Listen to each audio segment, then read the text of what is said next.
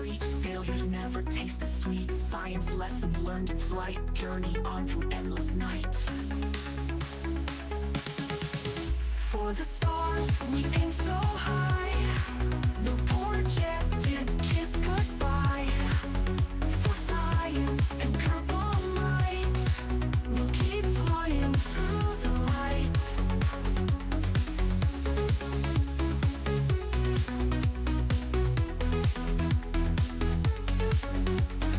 Rocket launch with hope so grand. EJ's got the master plan. Thrusters burn to reach the moon. In his eye you see the tune. Orbit dreams won't be delayed. Lessons learned from missions made. Kerbal Kind will forge a path to the stars beyond this path. For the stars, we aim so high. The projected kiss goodbye. For science and purple light, we'll keep flying through the light.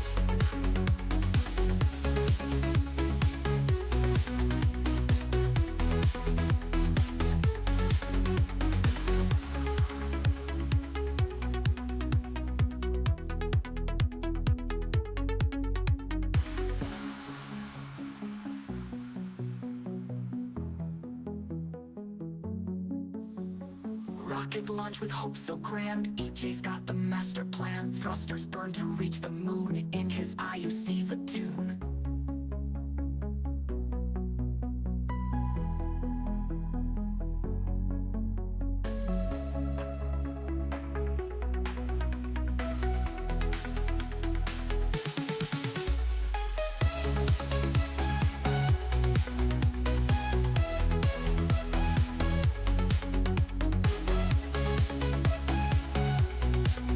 Keep flying through the light.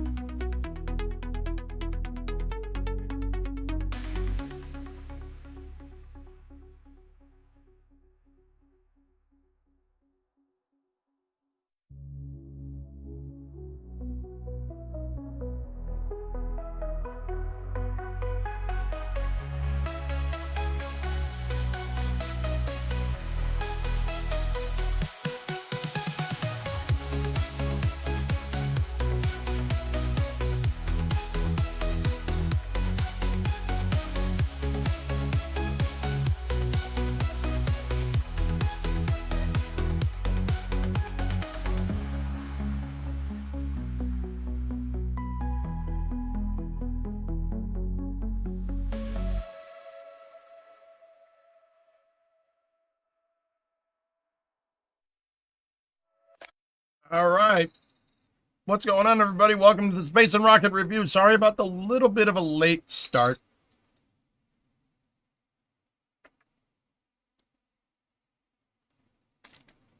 A little bit of a late start on my part today for space news, but we did make super good progress on the car today, which is great.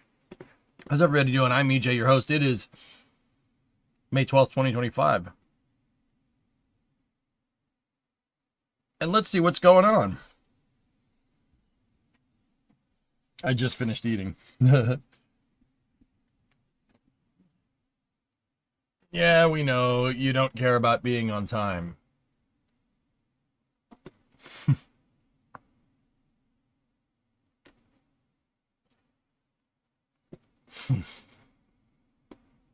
Was the food tasty? Yeah. Sorry, I had to do a lot of scrubbing. I was really, really, really dirty. All right, so, Relativity has a video coming in from Creeper. Creeper providing the links as always. All right.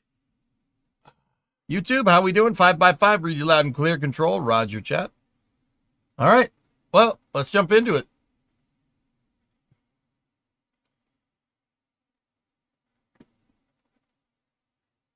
Discovery. Vassia 74-month resub. Thank you very, very, very much. All right, let's go. So Terran Art build progress. The past 2 months have been packed with rapid advancements across design, manufacturing, and testing. From welded barrels to hot fires, check out some of the highlights on the path to the first flight. In Long Beach, we completed the first circumferential friction stir weld for flight hardware, joining the Stage 2 common dome to the Stage 2 LOX barrel. Over at Stennis, hot fire testing continues with thrust vector control, TVC motion up to 5.5 degrees, the maximum range of the stand. At LC-16, in Cape Canaveral, the first steel columns for Terranar's horizontal integration facility were erected. All right. Keeping this transparent. All right, let's go here like this. Turn that down.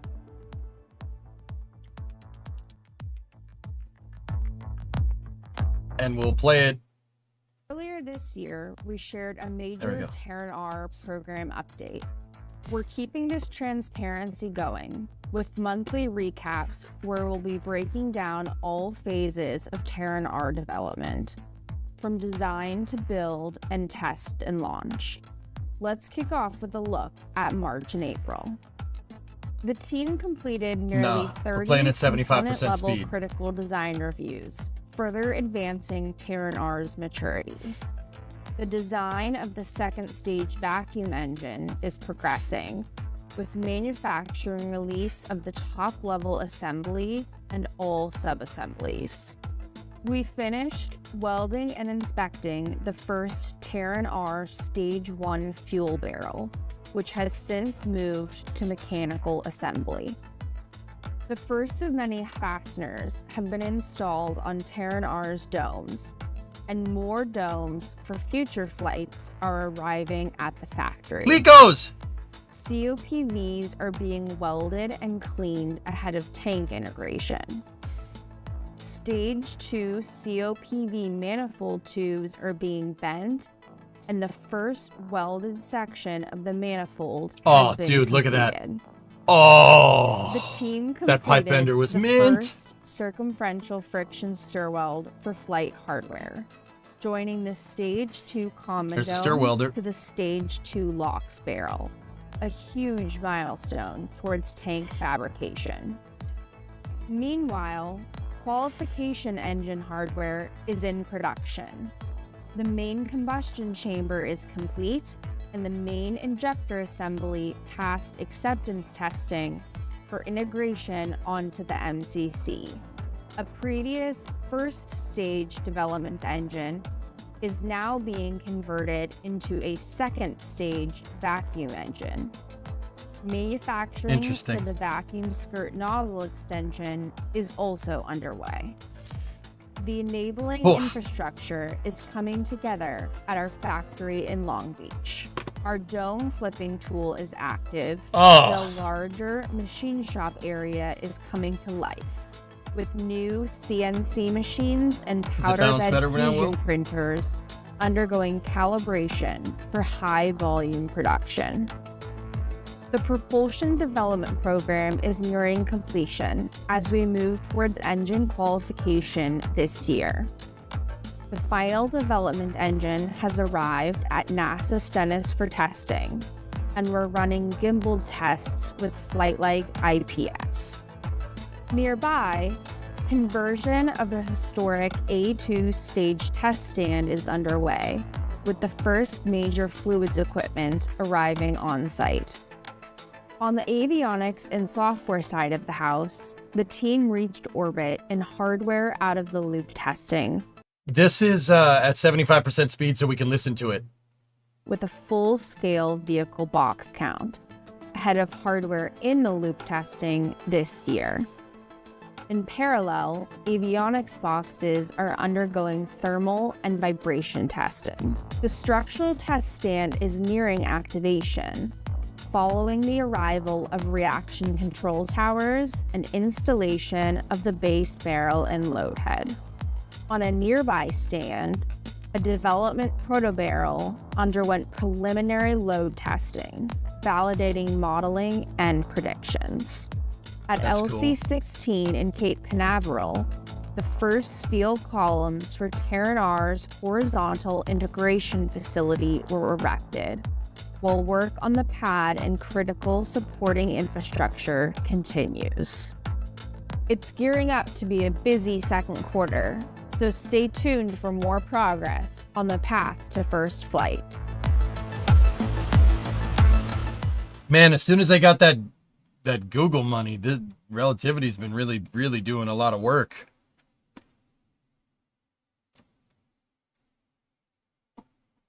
I can't put my elbow down on the table because there's a huge cut on it. Oops. The real winner of the modern space race is United Rentals. How long until United Rentals just makes their own rockets, Bill? Yeah, you can rent this rocket. Oh, look at that. Look at that welder. Nice.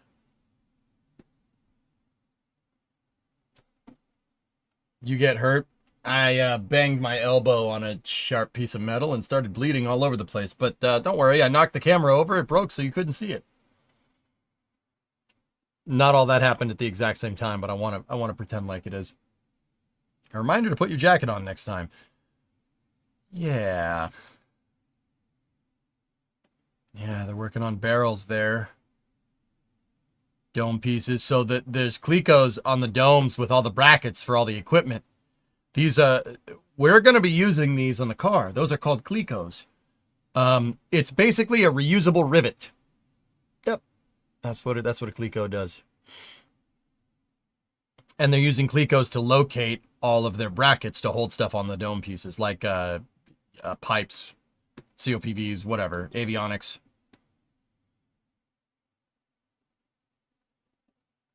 Yeah, Srunlin. Hardware out of the loop is you create the software models of everything, of every system in the rocket. Hardware in the loop is then you replace parts of the system with the hardware that they model.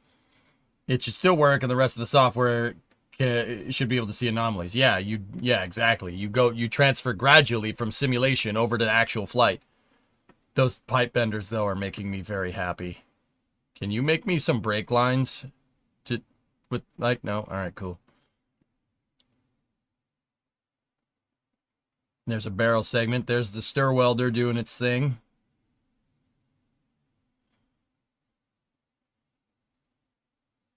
Pipes! Laughing pipes! Engine assembly here.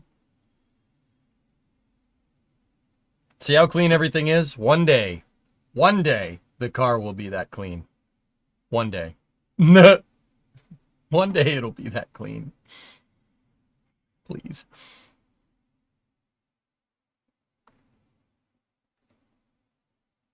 For just one day, yeah. Oh, yeah.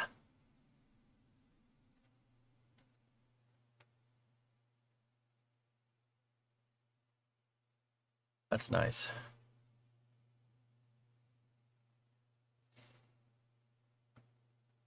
Which company is this? This is Relativity Space. Oh, yeah, there we go. That's going to be us soon, too, mocking up plates. He's mocking up plates for the regenerative manifold there. That looks like engine section. Nice. You got the Class 1000 clean room for your car, then? I would love to convert the shop into a clean room, Srunlin. Yeah, that'd be amazing.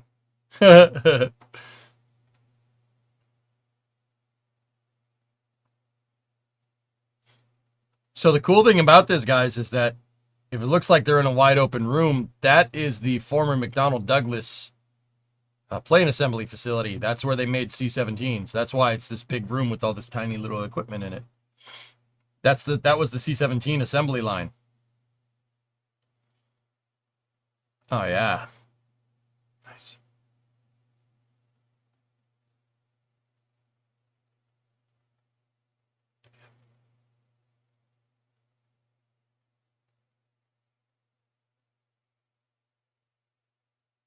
I don't know, Nova. Hey, go back to practicing.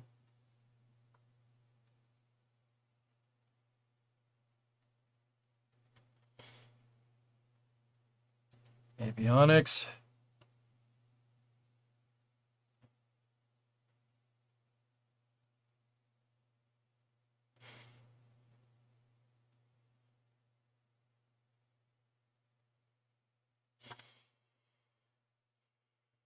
Yeah, Kate. Yeah, look at that.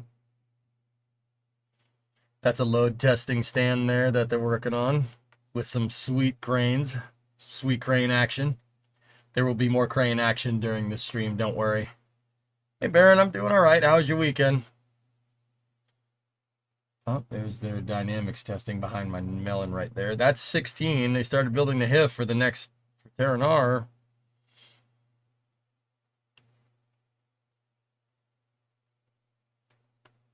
And that's a lot of forms to pour for the pad. Oh, look at that. There's a huge flame trench there. What weekend? I worked the weekend. Yeah, I worked most of the weekend. Nice.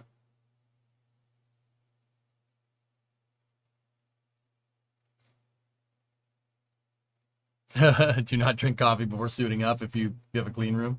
Nah, I would want my place to look like I would want the shop to look like a clean room eventually, but but anyway, yeah, like I said, since Relativity Space was in a pretty bad way until very recently, when Eric Schmidt, I believe is the guy's name, he's an ex-Google executive, got started investing money into it and basically took over the company. And ever since then, they've been actually producing things, which is actually pretty cool. A lot of update videos from them, a lot of good testing. Hopefully, we see a launch from them sometime soon. So, a little bit more news here. I'm getting through everything else, and then we'll just the latter half of the space news is going to be mostly Starship stuff. All right. So this is coming from NASA LSP. IMAP has arrived in Florida. NASA's Interstellar Mapping and Acceleration Probe arrived at the Astrotech facility at NASA Marshall. IMAP will study the heliosphere and is targeting liftoff net September 2025 on a Falcon 9. So the IMAP probe is going to basically go to Earth's Sun L1 and kind of sit there and just look at the sun from there. Yeah, here, I'll show you. It's going to look at the sun, and then it's going to look backwards. There you go. So that is Earth. That's the Lagrangian point. And it's just going to kind of chill around there for a little while. Hey, Stardust. Bonjour, monsieur.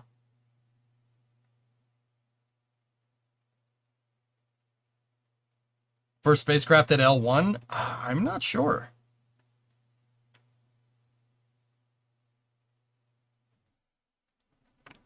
Schmidt was basically a hostile takeover. He got voting authority transfer from old Relativity investors in investment funds and such. Relativity didn't know what happened until he got a 9-1 vote from the board to get out. RIP.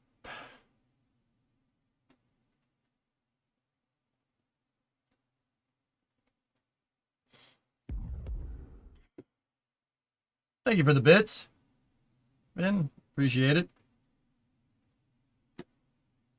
That's a lot of links. What was that sat you were looking at? That's the IMAP sat. This is Earth Sun L1, and that's Earth. That's Falcon 9 is going to put it on a trajectory to Earth Sun L1. That mission is scheduled to go in September 2025. Oh my goodness. Erudite, shoot it on Discord, please.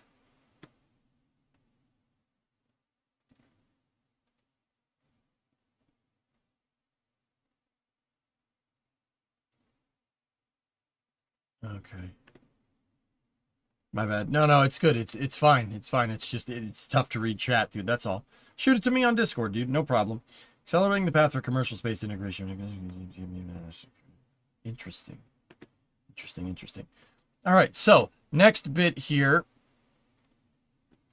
is another video from Firefly here. Let's see what Firefly's up to. We're going to play this at 75% of the speed, and everybody... Actually, you know what? We'll try this the other way. We'll play at 1.25. Ready?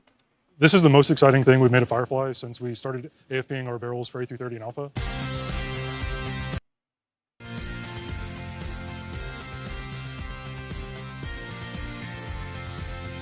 First MLB composite dome structure made with... My name's Tyler Ayer. I've been at Firefly for about 6.5 years. Tyler. I'm the design lead of aerospace structures. What that means is I'm in charge of all the designs for our launch vehicles and our spacecraft. This is the A330 Stage 1 RP dome for our flight tank. This is the very first AFP dome in Firefly's history. The significance of this dome's allowing us to be 35% lighter, and we're making them 3 times as fast. Domes are so hard to make with carbon composite because of the complex topography.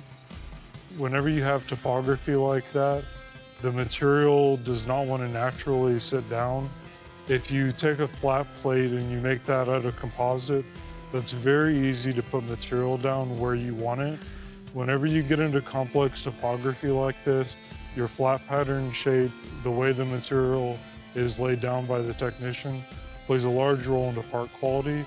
And by going to AFP, you're really removing that variability, and you're able to make domes more consistently, more accurately, of a higher quality. It's also our first toe-steered product at Firefly. What toe-steering allows us to do is have continuous fibers in the load path. Oh, that's And that sick. allows us to have lighter, more optimized structures. So what we're looking at right now is the A330 S1RP dome and our dome cart. The next work cell for it is our KUKA trim and drill center over in the room next door. The A330 S1RP dome will come back from the trim and drill cell over here, and it'll wait to be integrated into the jig. Once it's integrated into our assembly jig and everything's ready to go, we'll slide this jig on down over here, and we'll assemble it into our barrel, and that'll turn our barrel into a tank when we combine the barrel and the dome. And then we'll send the tank out to the test stand where it'll go through its full test cycles. After successful testing, it'll come back into the building, and we'll be shipping it off to Northrop Grumman to fly to the space station. Cool. Someone should skateboard on that. Yeah, there you go. There it is. MLV, Firefly's next rocket there. Good stuff. Yeah, they got to blur out the secret stuff. Nobody wants to show their stringer design.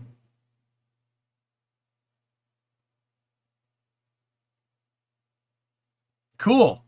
All right, so good updates from Firefly, good updates from Relativity.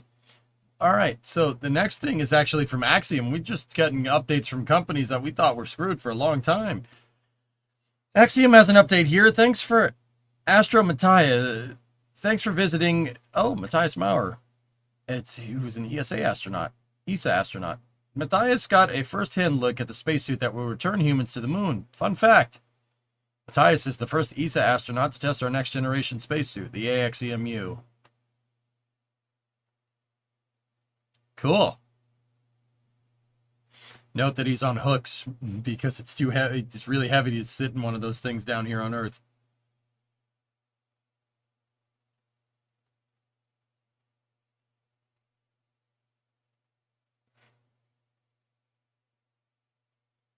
Sweet. That's pretty cool, man. Kind of a humpback design. Yeah. It's because these spacesuits are designed for ingress in through the back. Like you put it on kind of like a smock, right? Like if you were cooking, right? You'd put your hands through and basically like tie it behind you. Like that's basically how that spacesuit works. The reason why it's got that humpback design is so you can get your head in it. No, it does not look like that because of the hooks. That has nothing to do with it. That's 100% wrong. Yeah, no, there's basically a door on the back of the suit. And the door, when it opens up, it has all your life support systems on the back side of the door, and then the spacesuit over here. So it's really easy to get at the life support systems if you if you need to do maintenance on them. It's basically a person-shaped spacecraft, yes. And the backpack is your environmental control system. Yep. It's like power armor from Fallout 4. Yeah, kind of like that, yeah. yeah, there you go, Dan. Hell yeah.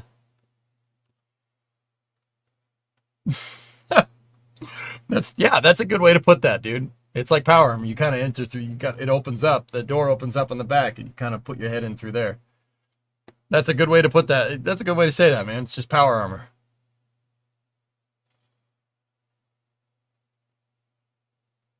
It can prevent the suit from getting dust in the ship and the module, too. Yep. We saw them in use here. Did we?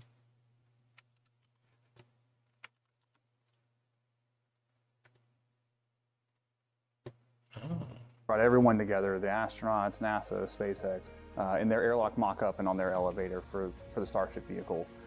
Oh, I remember this is a really video. unique opportunity. It's been a long time since anybody has run a test like this, really back since the Apollo days. Wheels! So to pull off the Artemis 3 mission, to land on the moon, we got to get our space suits, their Starship lander, and all the other internal systems to work together in unison perfectly. This was an incredibly successful test for a variety of reasons. All the pre-coordination, all the test planning, all the logistics that you're sorting through on how you're going to execute the test. There's actually a lot of engineering value in that, and preparing all the products that are required to run a test like this. But it was also successful because we were able to hear from the crew, Peggy and Doug, how was the system working for them? How, what was this like getting in and out of the suit? What was it like stepping out of the airlock mock-up? How did we route this umbilical or put this equipment there or here? So getting that feedback back from the crew is crucially important so that our engineering teams can take that feedback and go iterate very rapidly on the next solution that we'll evaluate. We've got people from all sorts of different backgrounds, different skill sets, different experiences in life, different experiences in the workforce and careers. It's an incredibly diverse team. And really what we find is through that team, we're able to bring a lot of innovation and a lot of experience and mix that together to move quickly as a program, but also come up with some very innovative solutions to the challenges. It was a very significant event for the team. We'll certainly have more events as we continue to refine designs and iterate on our processes and procedures and things like that as we go forward. And this is important from a strategic perspective as well, because ultimately, all of this leads to the culminating event, which would be flying the Artemis 3 mission, and we're trying to prepare all of these products to enable that reality of having. Okay, cool. Sweet. Yeah, that's the Starship elevator. I remember seeing this video. See that? Starship elevator right there. Pretty cool. At least that's the elevator cart. Starship would be up there in this design. Pretty cool. See, there's the hooks. Same hooks from before. And see, the whole back is basically a door that you jump in. But that's cool, man. Good stuff. Good stuff, good stuff. It looks like Axiom is getting a lot of astronaut input on this, which is great. The hooks. That's right. Now, the question is, do you paint it with Minutemen colors or Brotherhood of Steel? Minutemen. I'm from Massachusetts, Minutemen.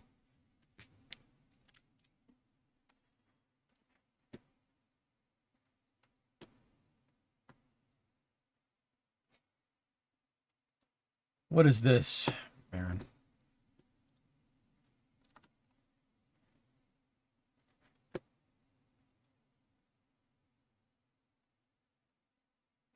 Unboxing complete. What? Wait.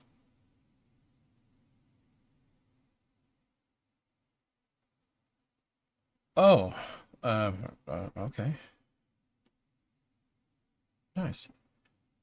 After arriving successfully in Florida, MTGS-1 and Copernicus Sentinel-4 were unloaded and transferred to the clean room. Over the coming weeks, final preparations will take place for liftoff.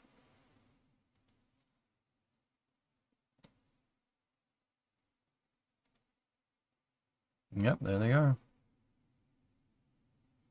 Sweet. I guess we have fans over in ESA, which is pretty cool. 990K Whopper. Yeah, look at that thing. That big old mammoth.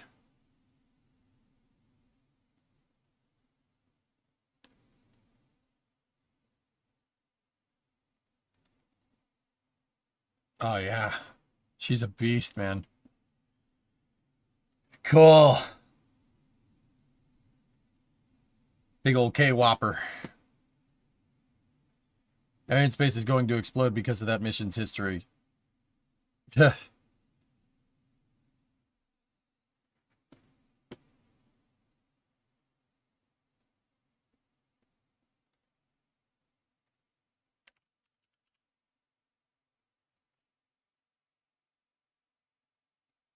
What is that, Outdoorsman? Not only is EJ followed by ESA, but also the one company you might want to watch your words with, Northrop. I don't think Northrop follows me. Yeah, I'm pretty sure they don't. I know Lockheed does.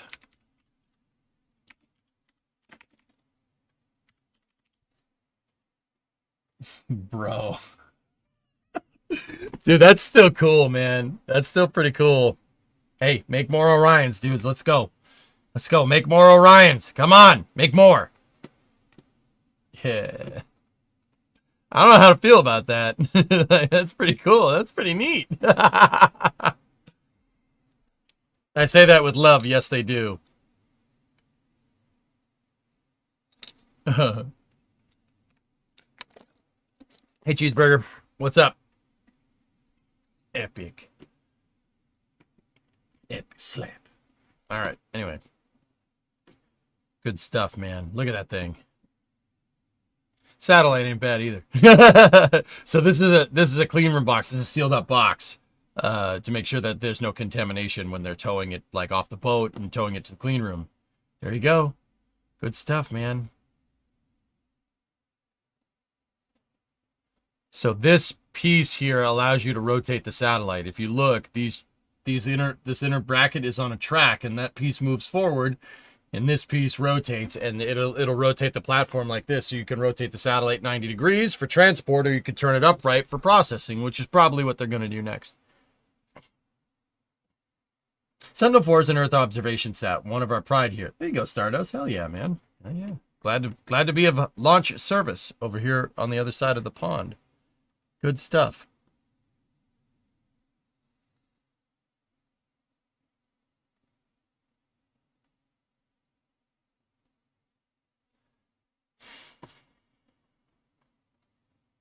Okay, so let's jump over into Starship news. So the question is, EJ, an enemy or friend? Just how close am I to Lockheed? They follow me on X, and that's about it.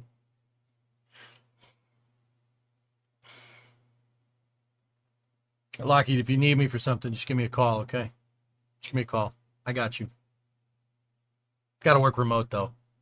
Sorry, kind of part and parcel. But if you need me, just give me a call. Just give me a call. I got you. Any aerospace call, I got you. I don't know what you're going to need me for, but hey, whatever. All right, so it has been a very exciting couple of hours or day at Starbase. Check this out. This is a picture from RGV over the weekend, right? The second crane, where my last update, guys, had the second crane wasn't even in position yet. The second crawler is in position, and the mats are in position. All the crane mats are in position, and then over the weekend, the OLM was brought into position, and oh yeah.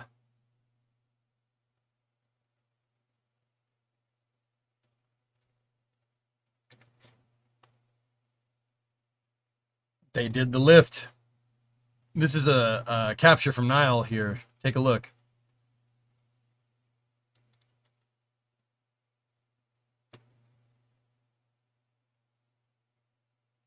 Oh, that's awesome. Lifted from 4 of the hold down points. That's right. Yep. See, they got tabs on the outside there to line it up. See the tabs? 1, 2, 3, and 4. And then there's just a dude standing next to 1,100 tons of launch pad, helping guide it in. Oh, my hat! Oh, my hat! Oh, my hat! Nice. This came in on Friday. That's cool, Goalie. I don't know what it is. It looks like another satellite, but all right.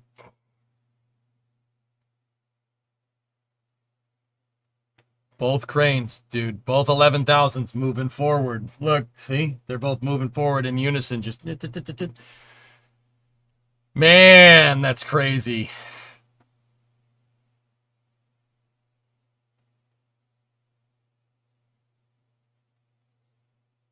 They did this in 2 to 3 hours. See last year for free. Sure, man.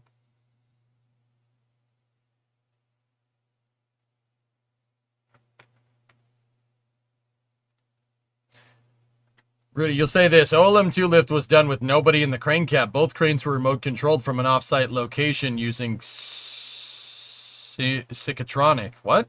There's nobody in the house?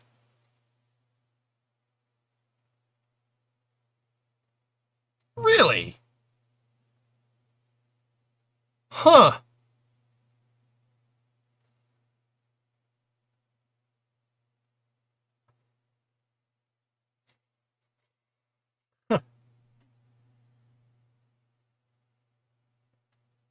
Suppose SpaceX designed those hold downs to be able to hold super heavy during a full throttle static fire.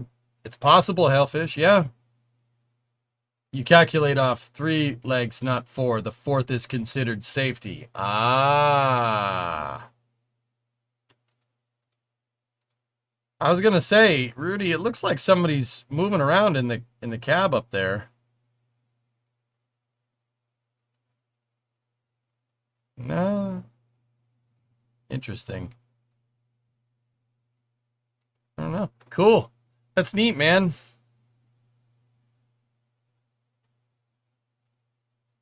Man, that thing is huge. So Jack took that picture, and then that picture is the second part of the crazy happenings that are happening down at Starbase. Look at that thing. Here's Lab Padres footage from it. Take a look. Oh, man. That is a complicated move. They're, coming in, turning the cranes. Oh, my goodness.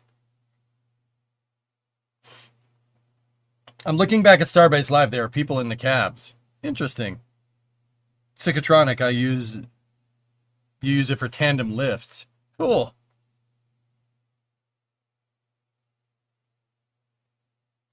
Psychotronic is what it's called. That's awesome, dude. Now, I believe that the cranes are synced, but the remote part, I don't know, man. Yeah, maybe. I mean, Rudy was there. Guy may or may not be one of these people that's walking around right here, dude. So, I mean, I'm inclined to believe him.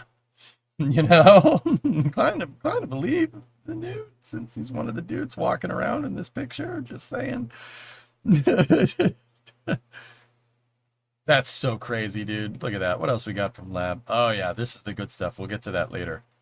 But yeah, the OLM was stacked, man. Here, let's see if we can get some live action shots from Starbase Live. There it is.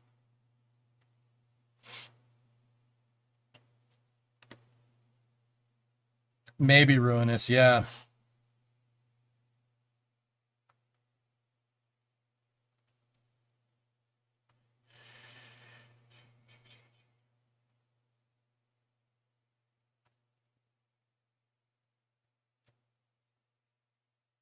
Oh.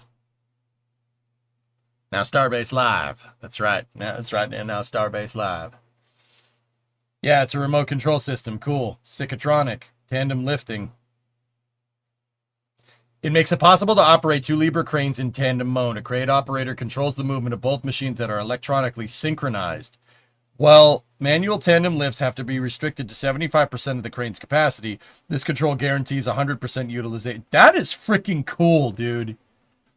That's so cool. What? The funkin' waggles?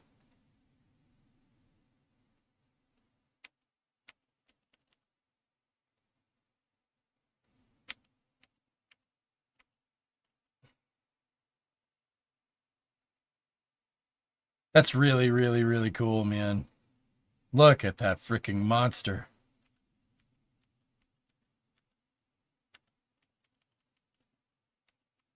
So this is Starbase Live from this morning. Dude, look at him go! What's that heart say on it? It says, stack me. I guess so.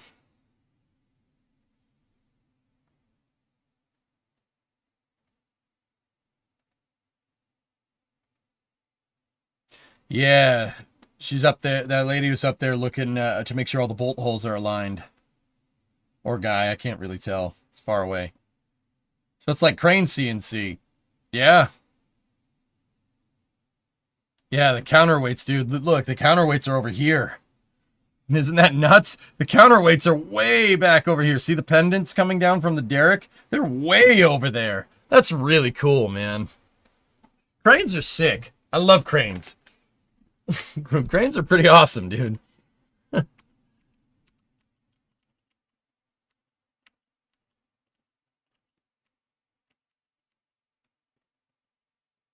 That's wild, man. All right, here, let's pop up over to Live there. Awesome system from the Libra team. That's cool. What your chat said is true. We can't use 100% of the crane lift ability if there's someone in the cab. Cool.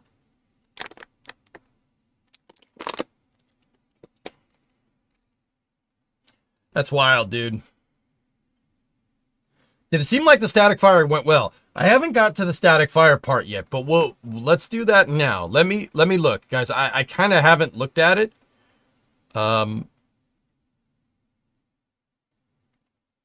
Here, let's go over here, and let's go find Chris B.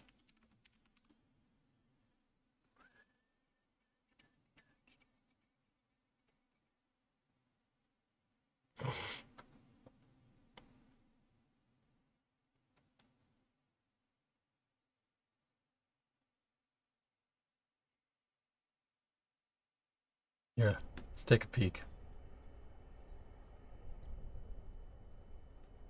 All right, Stardust. Big script to write. All right, man, get her done.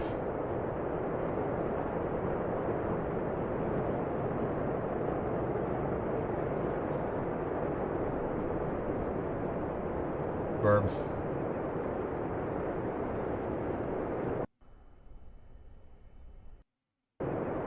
This is not the full 60.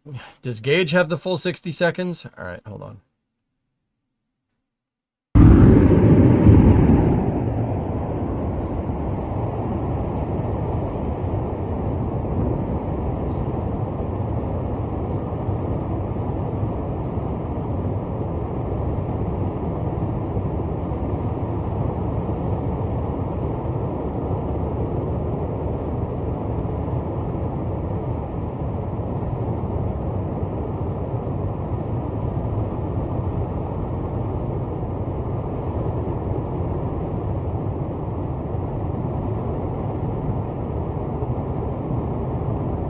Hard to see from this angle, dude. The smoke is in the way.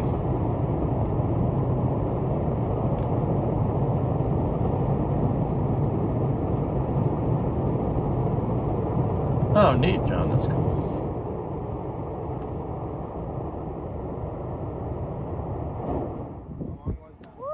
Woo! That was a full minute. Was it? Yes, it was.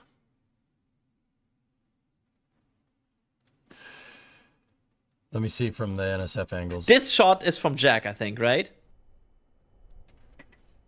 Yes, Adrian. Yeah, you can see the Mac diamonds.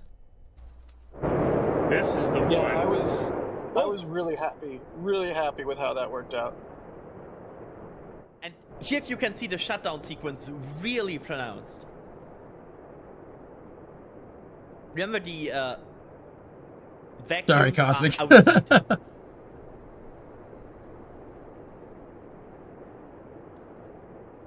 And the shockwave and the clouds, like, oh my god.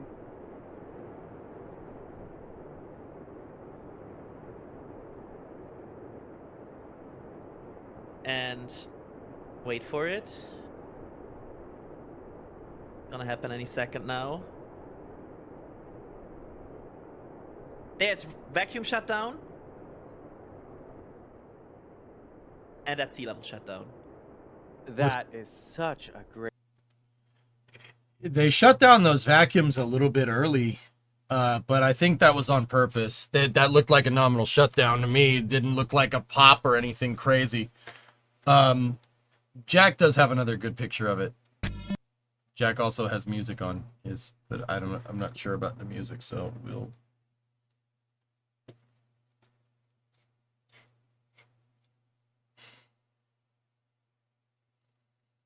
Isn't that how the flight goes? I think so, Bill. Yeah.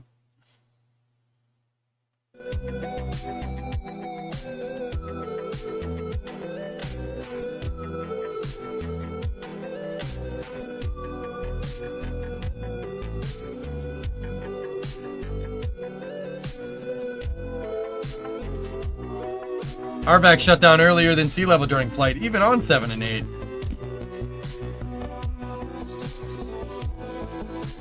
Keep an eye on that bolt. Some godly amount of welding will go there, I bet.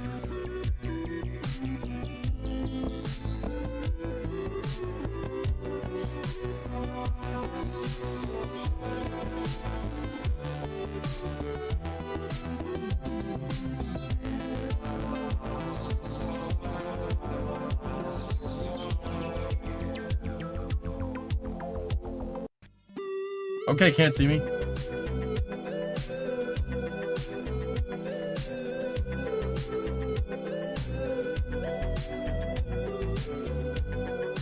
The ripples in the clouds, that's the sound perturbing the exhaust gases. Yeah, Melatoon, that's actually, this thing is so loud that you could see the sound. Yeah, you could see the sound waves because it's that violent.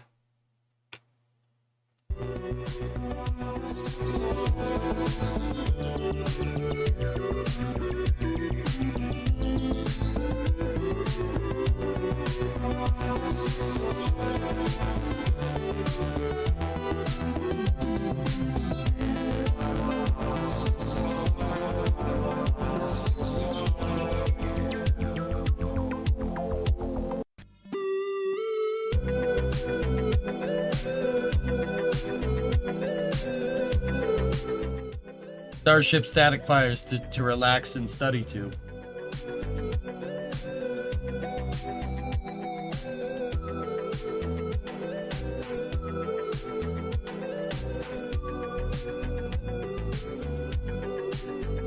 Guys, I'll be right back. I gotta use the restroom. I'll be right back 1 second. Just enjoy this. I'll be back.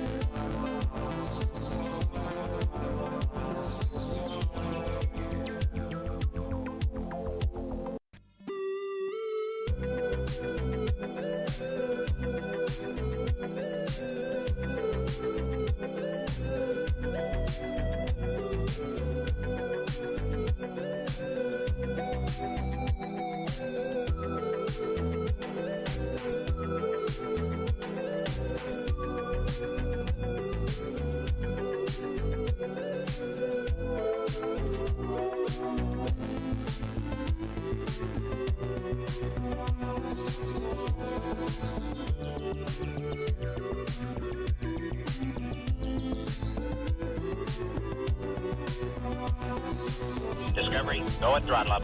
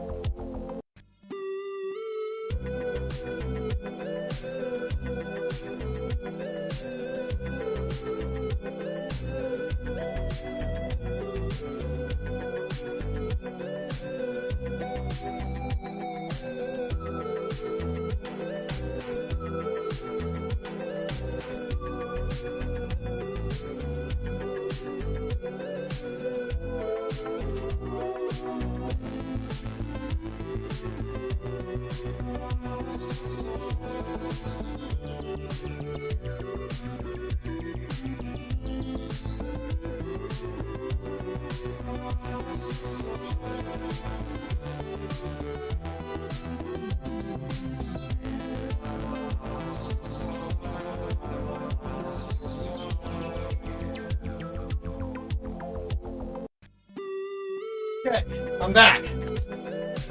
Dang. 33-month resub for Mavericks. Thank you very much. How's the dance party?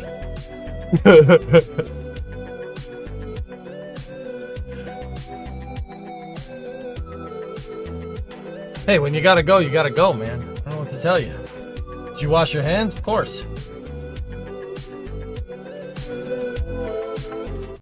This is actually really good footage from Jack, man. Do chill. I'm asleep now. Okay. So, here's what's going on. With the Ship 35 static fire, guys, launch is imminent, I would say at this point. I'm pretty sure from the road closures that SpaceX is going to take Ship 35 and they're moving it right to the launch site. They're going right to the launch site with it. We also have on Starbase Live, if we jump back over there, Booster 14-2 is out of the Mega Bay. And there's the remains of High Bay 1 right there. What about the flight termination system? They can install it at the pad.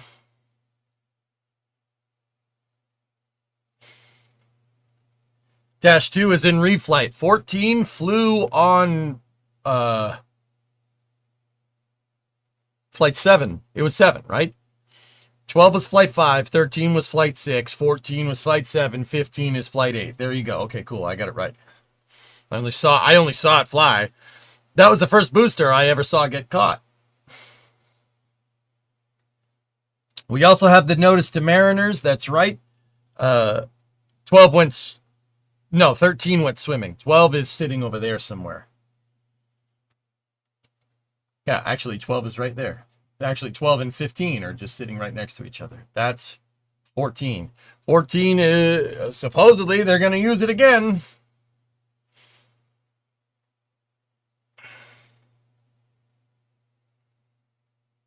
I thought that was 12. 12 is over there. Wait, where's 15?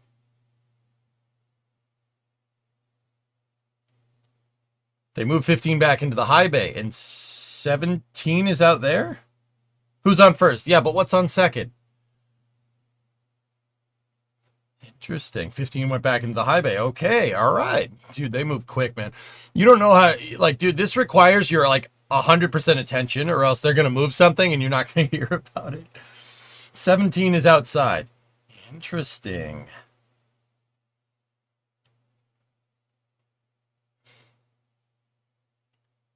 Lost a booster Obi-Wan has. How embarrassing.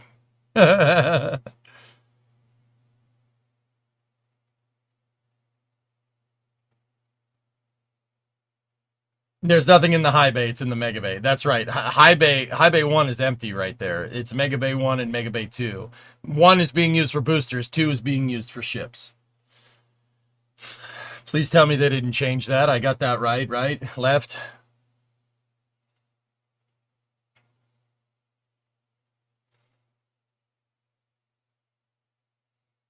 14 is outside. 14 outside the mega bay. 15 and 16 are inside. 17 and 12 are in the rocket garden. Ship 35 is at Massey's. 36, 37, and 38 are in the mega bay. Cool. All right. Excellent. I've always wanted big numbers on them Navy style. That would be sick. Put a Navy like pennant number on the side. That would be awesome. Like in the big, you know, like white block lettering that the ships have. That'd be pretty cool. Painting stainless though, Bill, is a thing. Of course, OLM A and B are at the launch site. That's right, Neptune. Yeah, baby. All right. They could now put a booster in the high bay as there's no roof. Yeah. They could do that.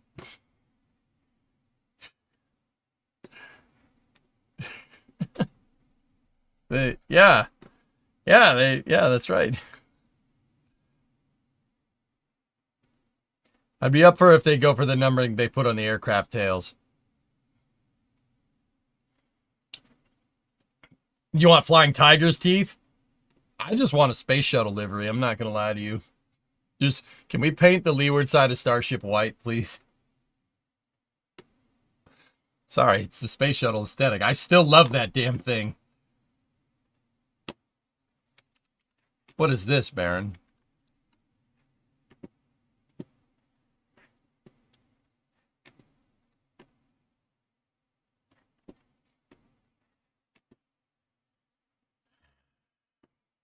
Now Long March 5.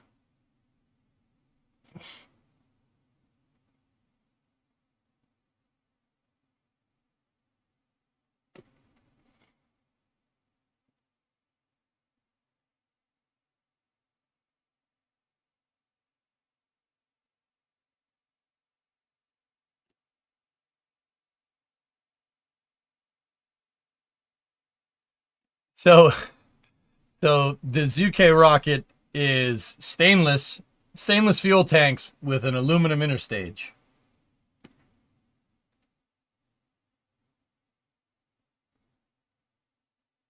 Gee, I wonder where they got the idea for a segmented thrust structure like that. Gee, I wonder where they got that idea from. That's a totally unique and really, really astute idea.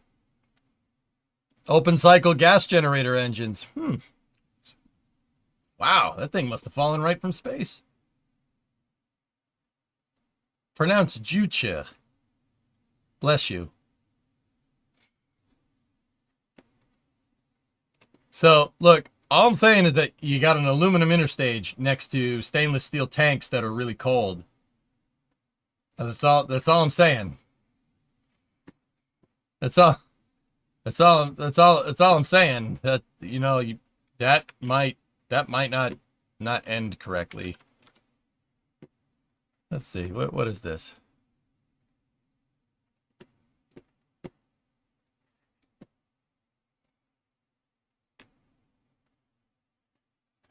Yeah, John, I think you might be right.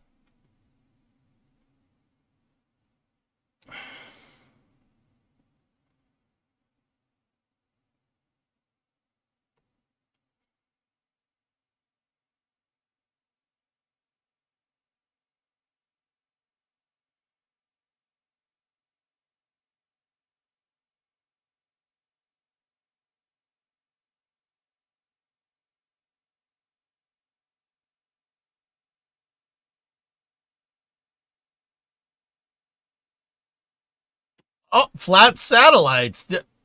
That, man, that's such a totally unique idea.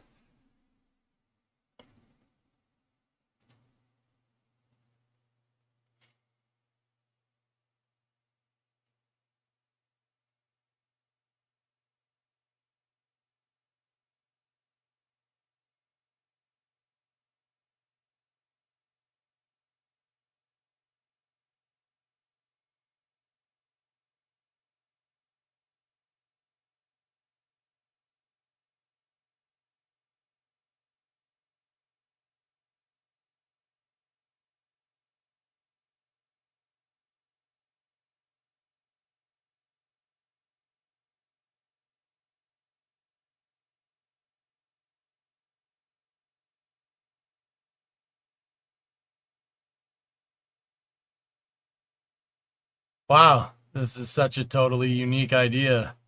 I've never seen this before. Ever.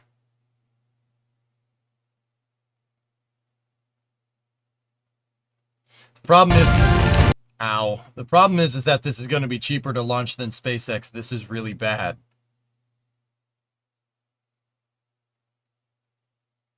Bad for who?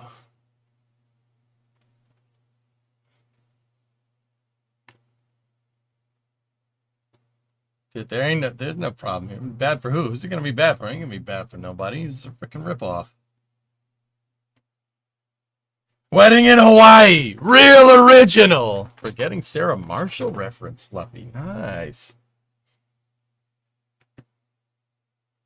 I think you underestimate how difficult this might be.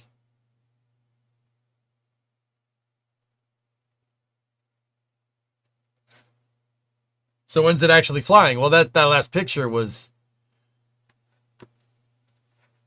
pretty good. It's got a riveted aluminum interstage with tip welded stainless. You know what? Whatever. I ain't saying nothing. I ain't saying nothing. I hope your flights go well. Did you see it said 3,500 second specific impulse? Yeah, no. Yeah, no, it doesn't. It does not have that at all.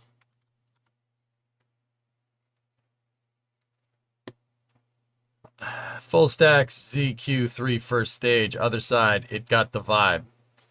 What vibe? Yeah, it got the vibe. It got the vibe for being a piece of junk.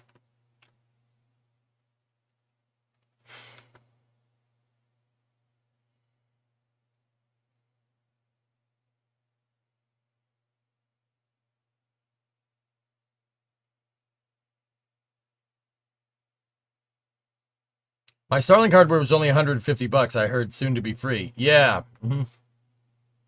They should static fire it. Yeah. Yeah.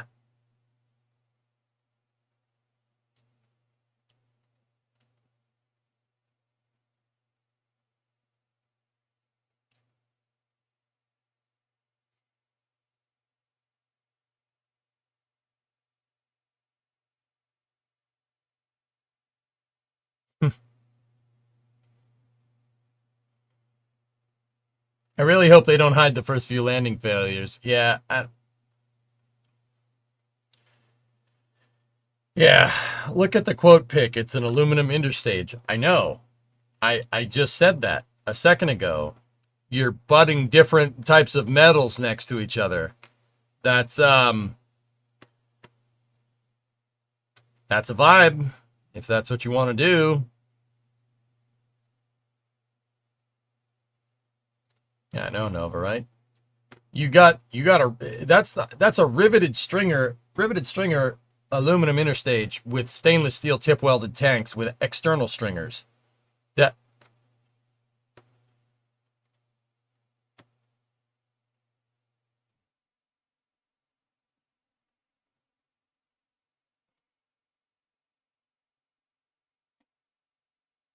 You know what? I ain't saying nothing.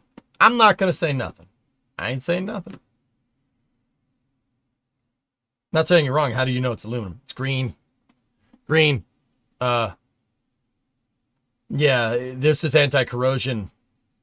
It's got anti-corrosion primer on the inside. It's anodized on the outside. It's aluminum.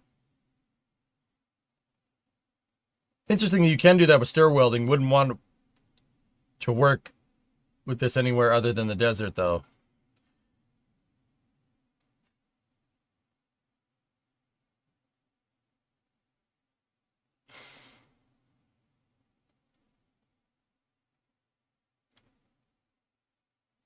I just, once again, I'm not 100% sure why you'd opt for a stainless steel thing. Why would you do stainless steel on this?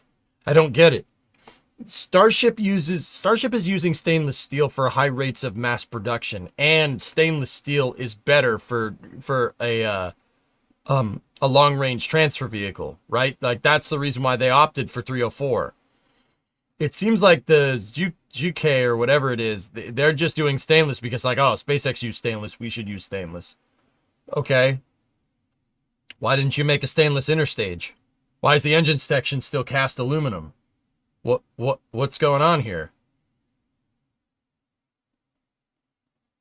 Like, it seems like they did it just to say, like, look, oh, stainless steel. Now, don't get me wrong. We've seen that kind of nonsense with investment videos all the time, where people say our tanks are actually stir welded, and stir welding affords us to be stronger than the competition. Not like they say that all the time to get investors, right? Despite them actually everybody stir welding their tanks. Ancient Chinese secret, huh? Oh, they're using Calgon? All right.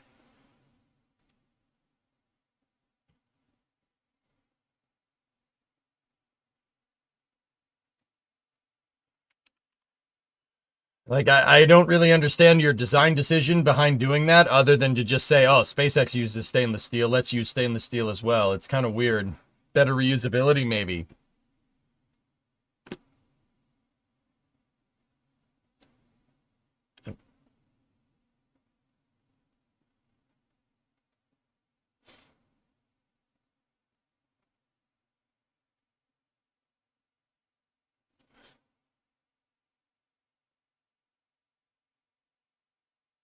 The hell is this?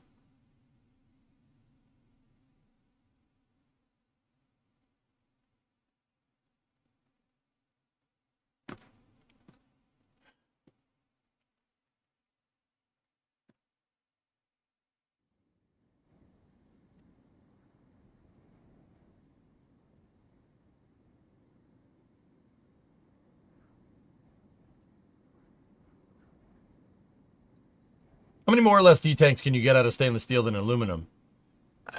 It clearly doesn't matter. There's a Falcon 9. 1063 has flown 27 times. It's quality of weld that really makes the difference there.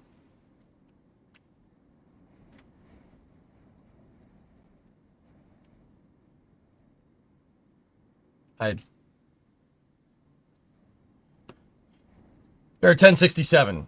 It's flying for its 28th tonight. Actually, yeah. I don't know, man. I genuinely don't understand the design decision here. If you're gonna make something that's trying to compete with Falcon, you wouldn't be building it like with stainless. That doesn't make any sense. But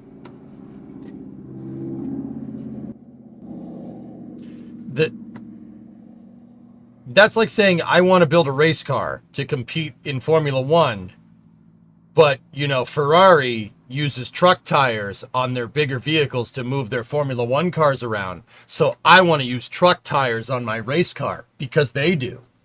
It's like, what? Why do you want to use truck tires on your race car? That's really weird. That's not, you're missing the point completely. Like, why would someone do that? I mean, it's nice. That's cool. I guess. I just don't. And this is a lot of the stuff that I see coming out of China is like this. I don't really understand what you're trying to do.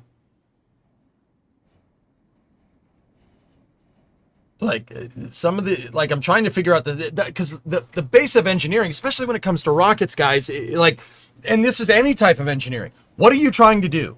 All right, that is the first thing that you establish when you go to build a rocket. It doesn't matter actually anything that has to do with engineering. A bridge, a building, a rocket, a dam, whatever. What are you trying to do? Like, you have to be very clear about that and make sure your goals are very well defined before you go to make something.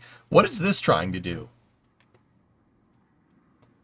I don't understand what this is trying to do. If it's trying to compete with Falcon 9, you just screwed yourself by making it out of stainless steel. It's heavier and will not perform nearly as well. It's way heavier. Your mass fraction is garbo with this stainless steel. See what I'm trying to say? Like, I don't really get what you're trying to do here. I don't understand its purpose. What is the purpose of this rocket? Now, one could make the argument that the purpose is figuring out how to mess with stainless steel in the application of rockets. That does make sense. That actually makes a lot of sense.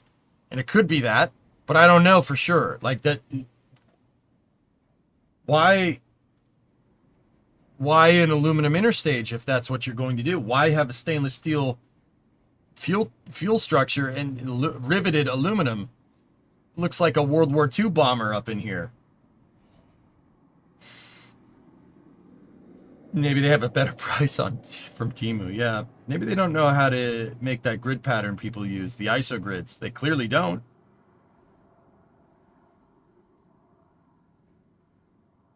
Maybe they can't deep throttle the rocket as much, so they need a heavier first stage.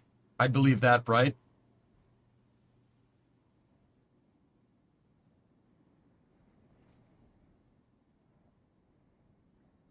Yeah, recycled B-29 fuselage. Now that I really would believe. Yeah, here. Hey guys, let me show you a picture of the Tupolev Tu-4. Gee, I wonder where they got the idea for that plane. Surely they came up with that by themselves.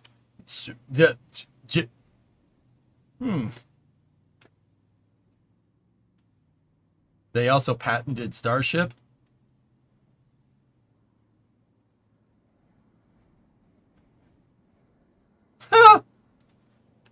Okay.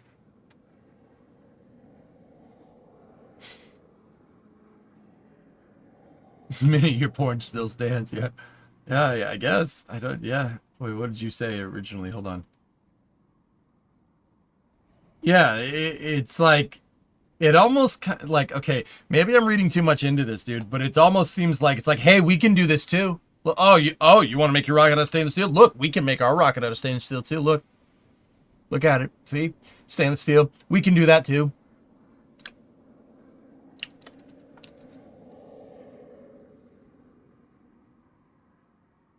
Like, that almost is how that comes off. Like, because I don't really understand the design decisions here. Like, why would you do this way? Yeah. Gee, yeah, Buran. Yeah, I wonder where they got the idea for that. I wonder where they got the idea for the Tupolev Tu-4. Huh. What the hell? What did you do to it? No, what the what? Stop copying us! Stop it! You suck! What are you doing?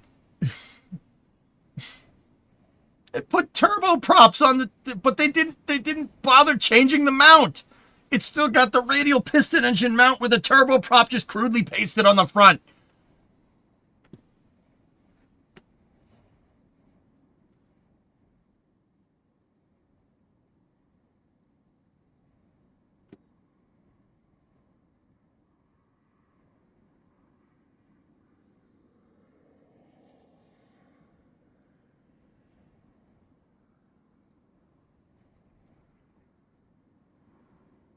It's not even a contra-rotating one. You're gonna do the B-29 like that? What the hell's the matter with you? Ugh. What is this crock of crap? What is this? What is this? This is cope.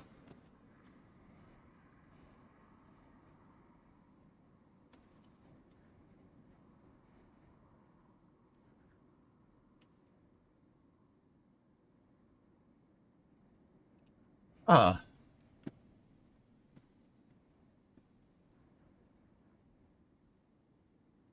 least the Soviets understood the damn assignment. Jesus.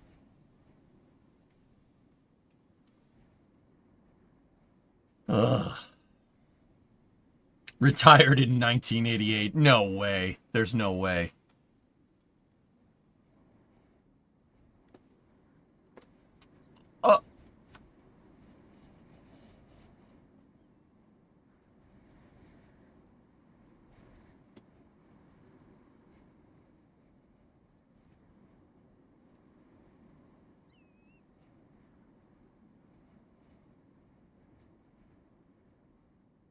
All right, whatever, man, whatever, bro, whatever. It's fine, whatever.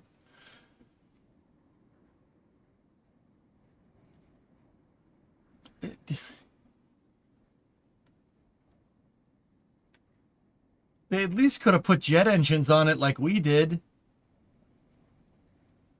Just saying, you could have done that. there was a version of the B-29 that came later, like a secondary version that was upgraded called the B-50, and it had jet engines on it. I'm serious, dude. I've seen one.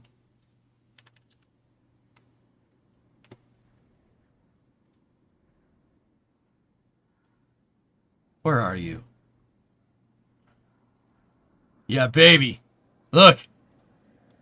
Look, she got a freaking turbojet on the side. Hell yeah. Wait, go back. What was that plane carrying? Which one? At the end of the day, more rocket equals more better. I don't care if they copy a design. Something, lack of respect for international patent law, something. I mean, I guess, yeah, if you want to look at it like that. The Chinese one. Huh? Verbs. It looks like they were using their KJ1s as a ripoff, and they were using it for AWACS. But they put turboprops on the front. They didn't even bother changing the engine mounts, which means that this thing, how does this thing even fly? Wouldn't that bone your center of mass like terribly?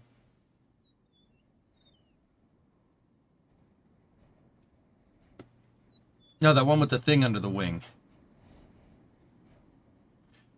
It looks like a Navajo missile or something, or like a wannabe Navajo. I don't know.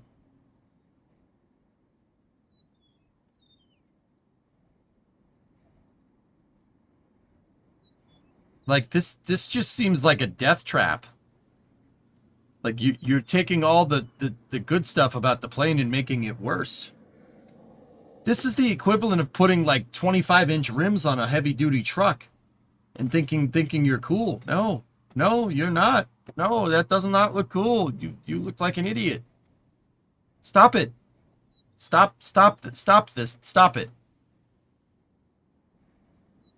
B-29 from Temu, yep.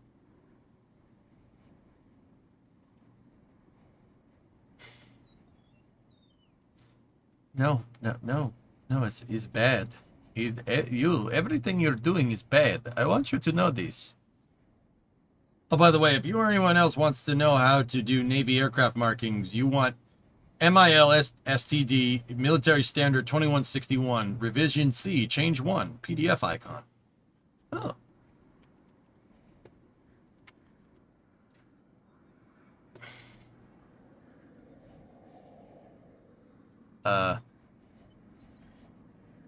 Yeah. It's one page.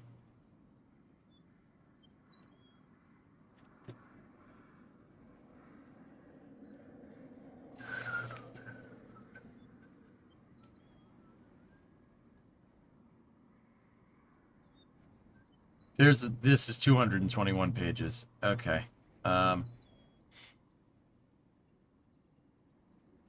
Oh, cool. The font. There's the font, dude.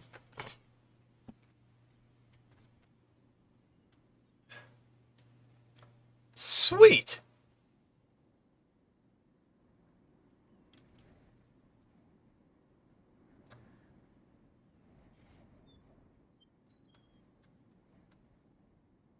Cool.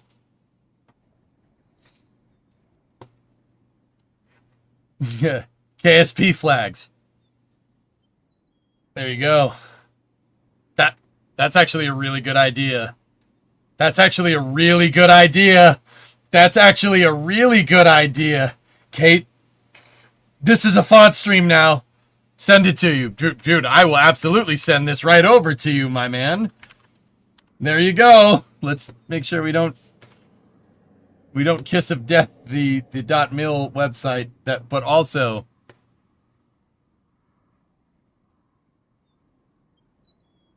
there you go, man.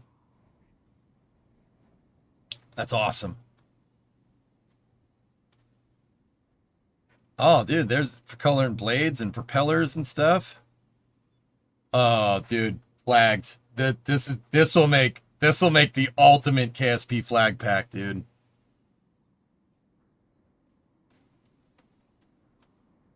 Aqualex, thank you for this. We appreciate it, buddy.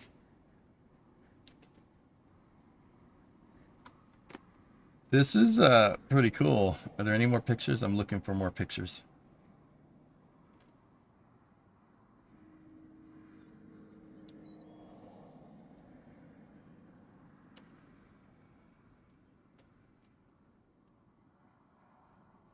Oh, this is great. Nice.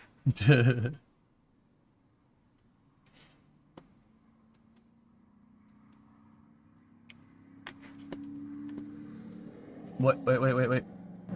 Hold on. Back up. Starbase Live.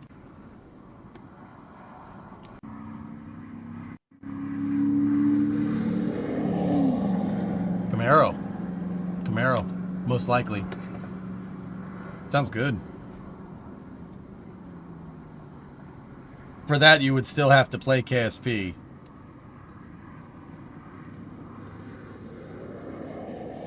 You know, I really kind of wanted to like jump in and start playing again, but now because of that, you just kind of made me not want to anymore. So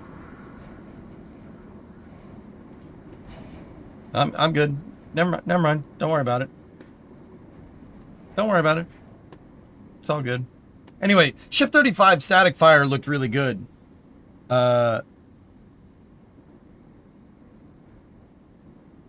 Everybody boo Xerax. Actually, guys, all right, Xerax, all right, I'm just kidding. Honestly, strangest thing, man, and this might sound weird. But that's wanting that somehow, like getting the measurements and everything for this is making me want to build in the SPH. That's all I'm saying. I won't elaborate anymore. That's all I'm saying. I don't know. It's scratching the itch, and I'm like, huh. I know I added the kappa for a reason. All right, man. Like, that's just, yeah, I don't know. It's scratching the engineering brain, I guess. I don't know. Hey, Trick Jumper. Been traveling all day for work. What'd you miss? SpaceX stacked the OLM. Ship 35 static fired.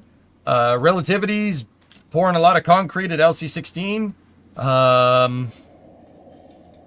Jack posted this.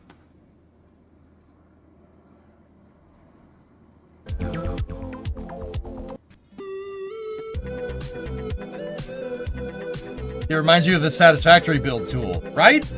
It's very strange. It's making me want to do engineering in games again. I'm not gonna question it, dudes.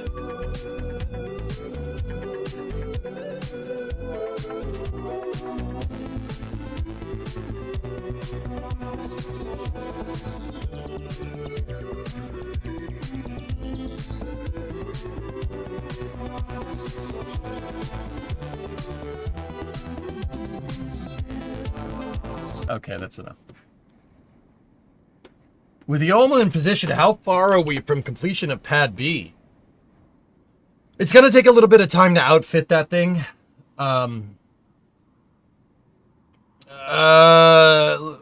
I had to put a number on it, I'd say like 70% complete.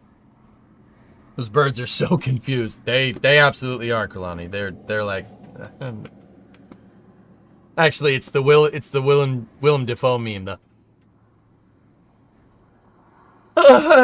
You know.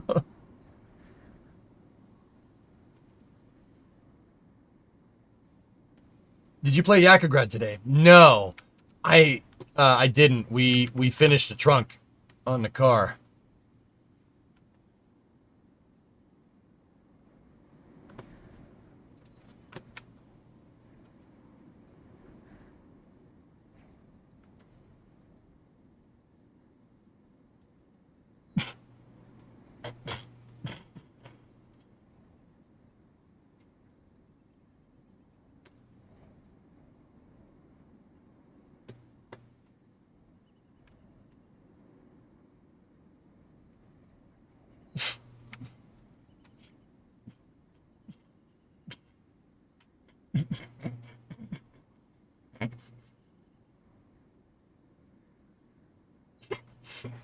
Oh, I didn't even notice that. Oh my goodness, the self-own. The self-own. 1, 2, 3, 4. And then look at you. Look at there's 4 Starlink antennas, 5, 6. There's 6 Starlink antennas in the background.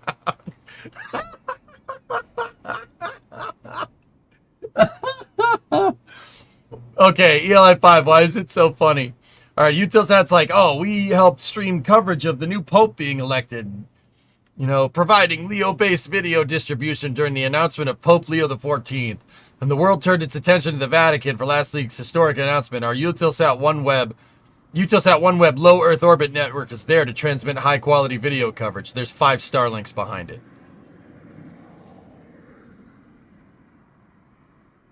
The comments? Oh, this is going to be good. This is going to be good. Let me get the respirator on. We're going in.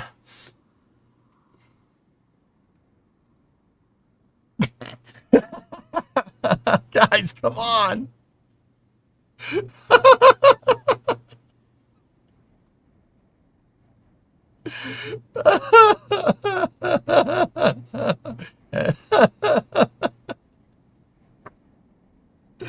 Oh my god. That's awesome.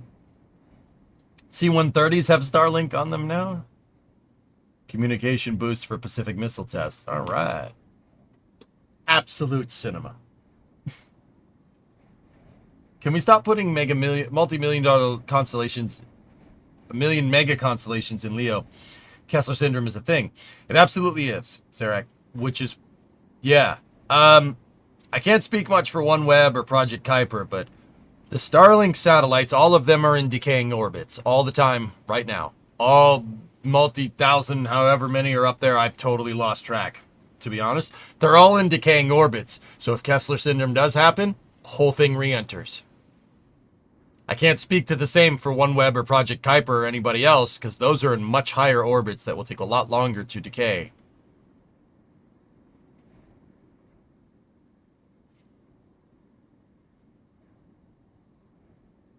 $9,700. So, I mean, take that for what it's worth. Like, SpaceX understood the assignment. I'm not sure about anybody else, though. Plot twist, there's a lot of space in space. That's why they call it space, because there is a lot of it. Yeah, if something did go wrong with Starlink, Xerax, or SpaceX abandoned the project or whatever, in 5 years, there will not be one Starlink satellite orbiting. They will all decay. In fact, Starlink satellites have to constantly fire their thrusters just to stay in orbit.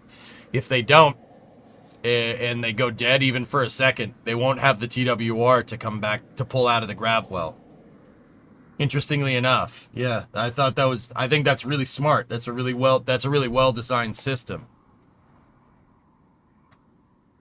But simultaneously, interestingly enough, Starlink satellites, because of this, Starlink satellites have to be replenished. You have to keep launching them.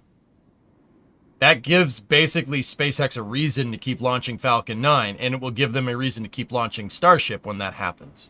It's actually pretty smart. It's a pretty smart business strategy. Shotgunning all satellites in low Earth orbit is still not ideal. Yeah. Yeah. I mean, yeah, that'd be bad. I mean, Starlinks basically have collision avoidance maneuvering stuff. They basically work like a swarm. And they'll automatically do collision avoidance. It's all automated, which is super freaking cool. But yeah, I mean, I agree. It's not ideal, but PLEO is driving the commercial economy right now, which it's a double-edged sword for sure, dude. We'll see how it goes. For Starshield, is this true as well? Don't know.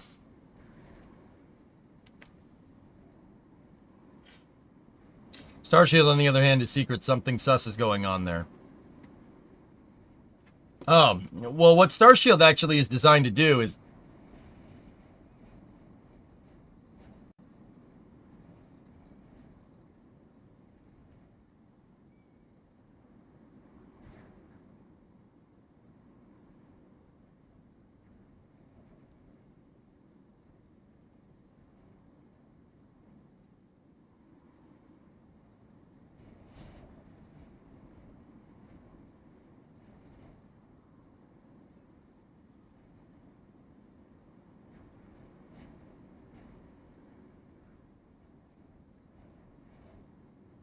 And that's basically what it does. It's pretty interesting stuff, you know?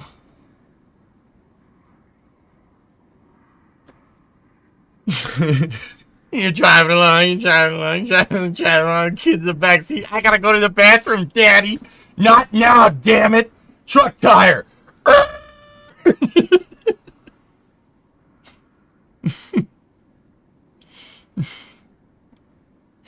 The medic comes out, he goes, oh my God.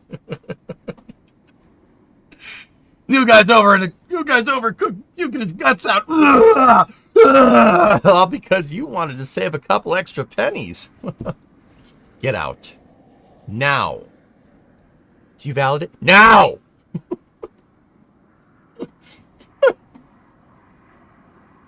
Brave of you to say what it does like that. You're on the list now. Oh, crap. You're probably right. Think it'll be okay? Chris was a legend. We honor Chris Farley here, perpetually, every stream. Now I want a good steak. Let me tell you what, you can get a good look at a butcher by sticking your head up his butt. No, you can get a good look at a T-bone by sticking your bowl up the butcher's butt.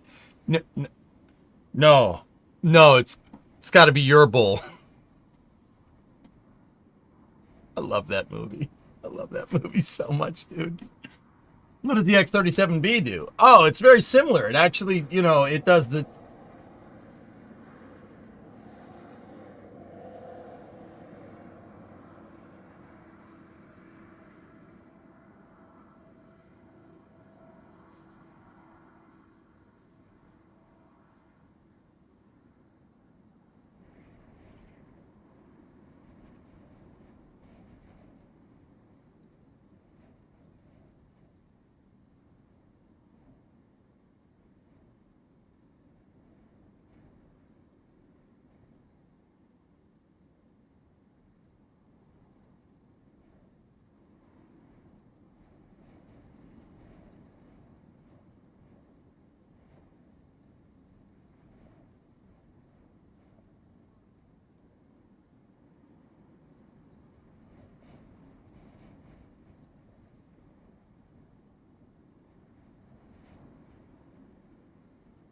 Oh, I must have been talking about something classified.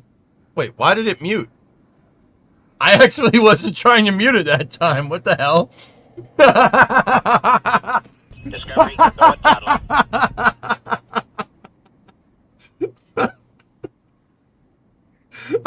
Dude, I don't know why it muted again. I think it's cool how it...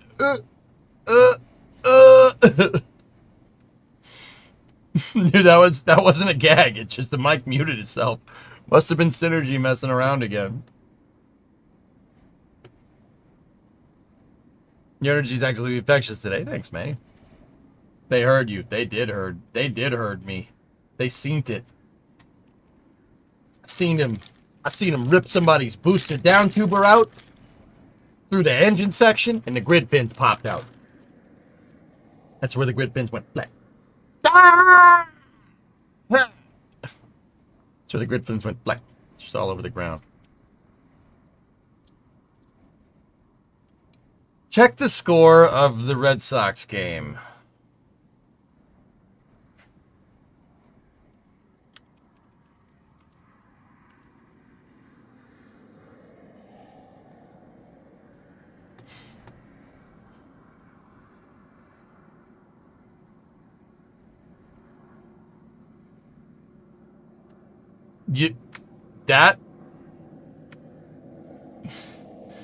That's not how you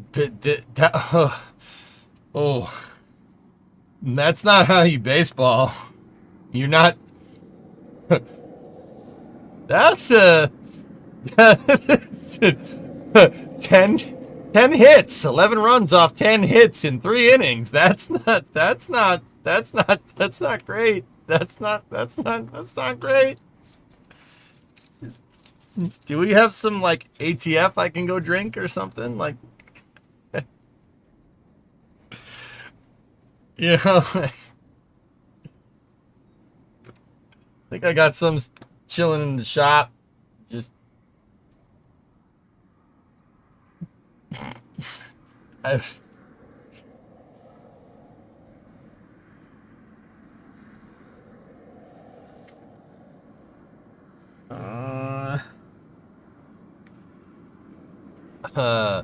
who started for the Red Sox?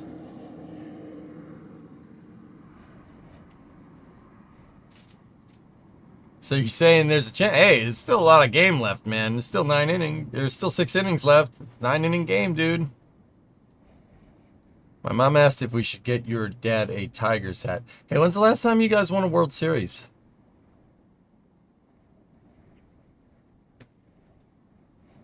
I'm just you know, out of curiosity. When did that happen? Oh, not in this millennia? Yeah, okay, cool, sweet. Huh? Hey, how many Super Bowl rings you got? We're gonna go there.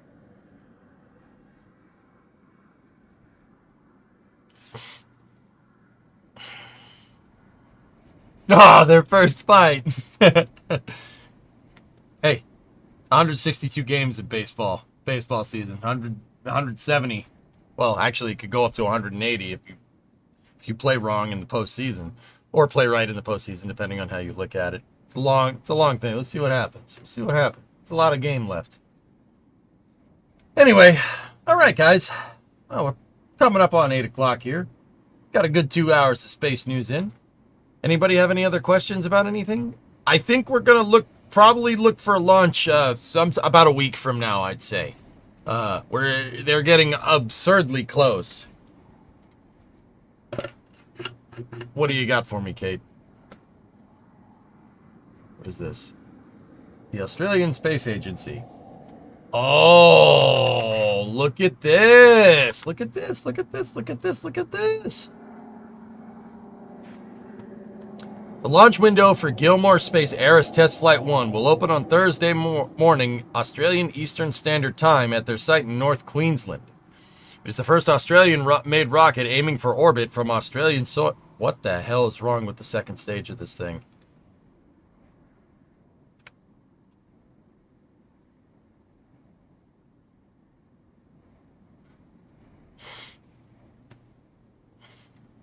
Three, 2, 1, go! All right. I'm not sure why they wrapped it in blankets, but all right. Thermal blanket, but also see you last, please. Something crazy. See you last, please. All right, what's up? If you were a deep space engine, which deep space engine would you be and why? Nerva. And I'm refusing to elaborate.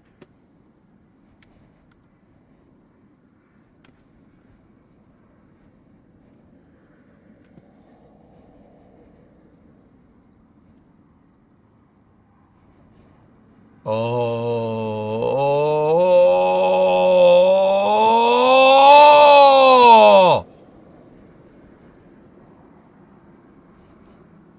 that's not great.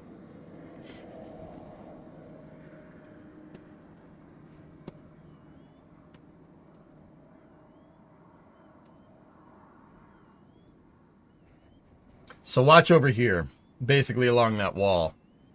Yeah, also the power lines, yeah. Oh my goodness.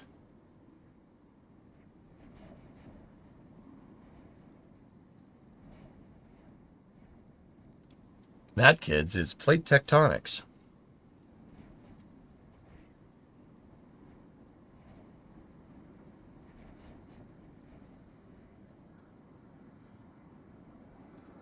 Yikes. I guess, you know, the planet decided that that guy's driveway needed to be redone. Wow. That's pretty cool. This is, the fault line stuff is, I hope nobody got hurt, but, go to the next post directly from here. Okay. Standing 23 meters, Aerys is designed to deliver payloads of approximately 300 kilograms at a mass liftoff of 34 tons. The vehicle consists of 3 stages. It includes novel hybrid propulsion technologies. When are these guys gonna look to launch? Thursday morning.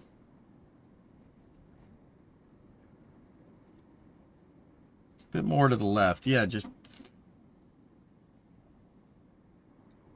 That video is amazing. The first time we've ever seen that. Dude, the ground, like, actually just was like, nah. No. Well, with a hybrid rocket Tesla Max, you could have like a solid rocket booster with nitrous injection or LOX injection.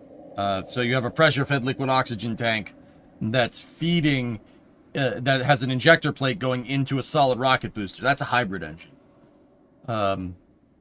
Interestingly enough, that might be what they're doing. Virgin Galactic uses a hybrid nozzle on Spaceship too. Have you checked the SOX score lately? Brimo just brought it to my attention a second ago, which I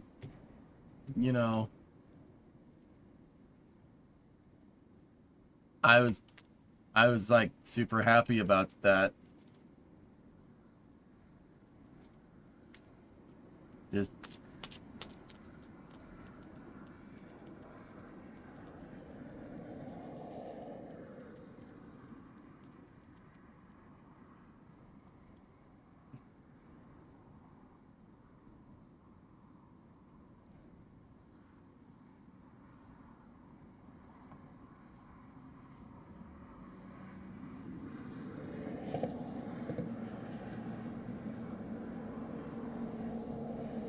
who's sleeping in the shop tonight? I can sleep in the shop. There are some stats on that page, Juna. All right, I can see the link. Let me see. Even though it zapped you. Sorry, I hope you didn't get zapped too hard. More rockets, more... Oh, I thought they were going to say something else. Oh, yeah, okay.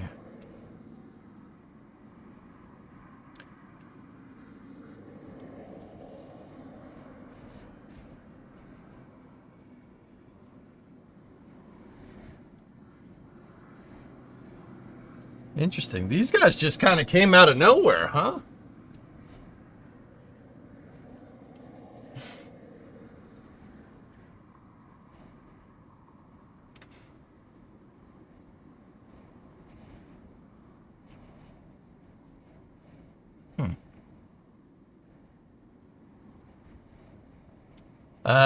This might get loud, guys.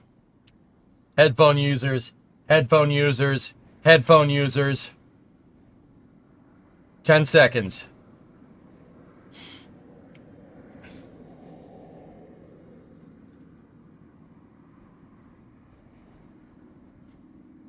Okay.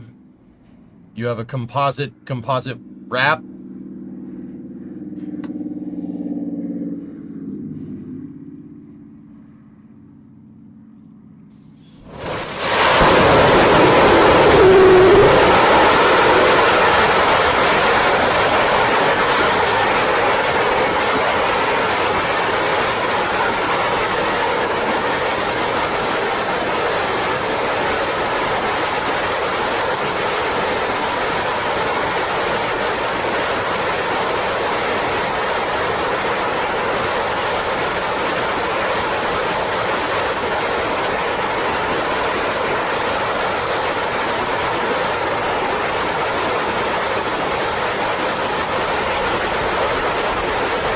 Why I can't hear you.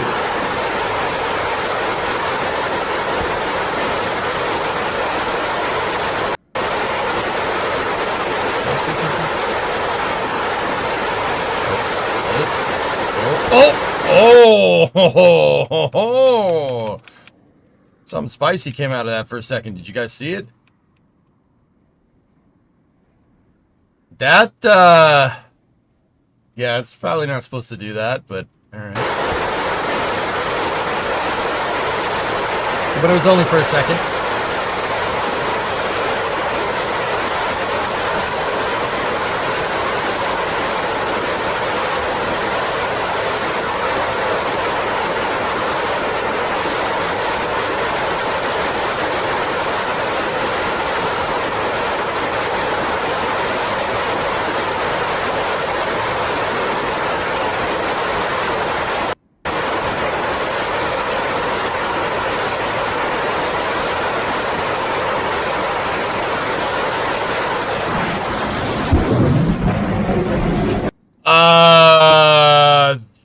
was not that was not supposed to do that, guy.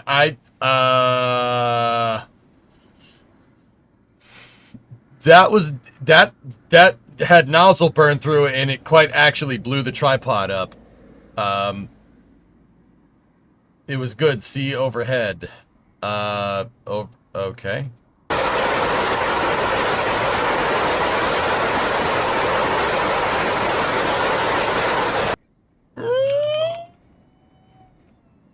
That's probably not what you want. I'm pretty, yeah, there, yeah. Yeah, I'm pretty sure it's not supposed to do that. I mean, unless it is. Just...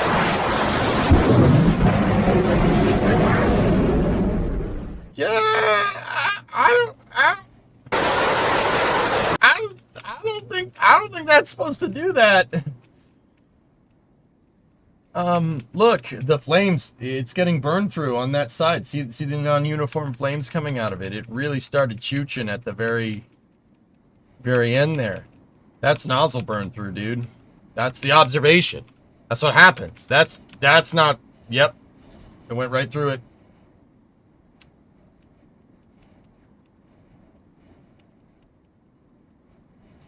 Dude, it elevated this tripod, man. Damn. Dirt.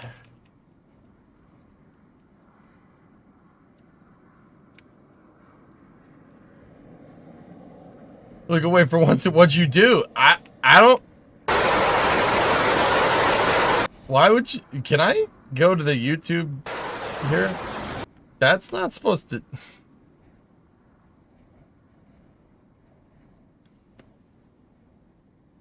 Thanks for sharing the video all the way up to the destruction point. This just goes to show how safe hybrid rockets are. I can't wait to see your...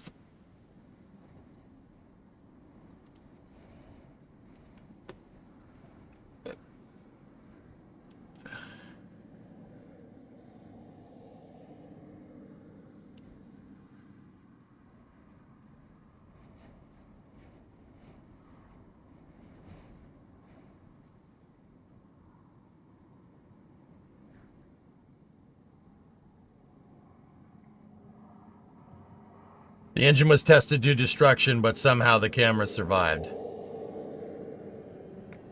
Okay, so that was induced. I'm not sure why you'd have induced destructive testing on a qualification test, but you know, whatever. Maybe they do it backwards down there or upside down, because that says the qual test. The qual.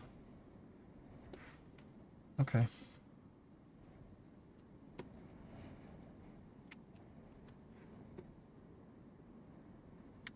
More Raptor 3 action here.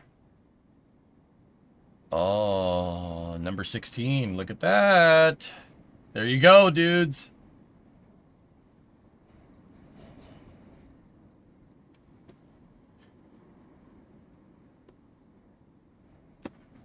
When will Adrian go to leave her? I don't know. Did EJ just self-mute again? Self-mute again? No. Renatil starts going lean because it's out of grain. I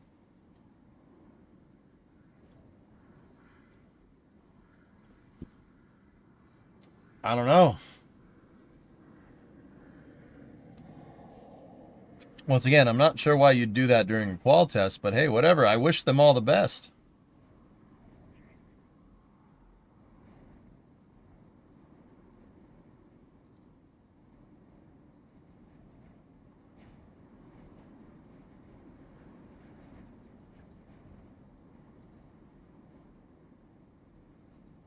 Sandman, if you're out there, I see your DM. I'll get back to you, okay?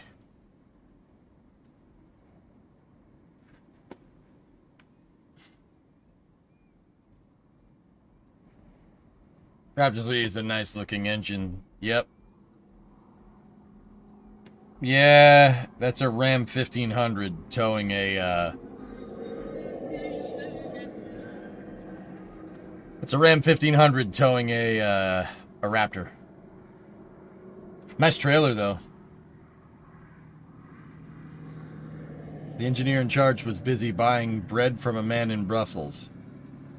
Was he 6'4" and full of muscles?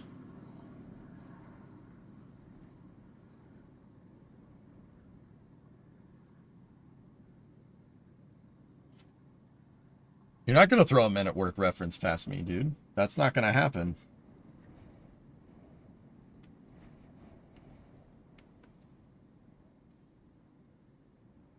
You ain't throwing a Men at Work reference past your boy. I said, do you speak of my language? He just smiled and gave me a Vegemite sandwich.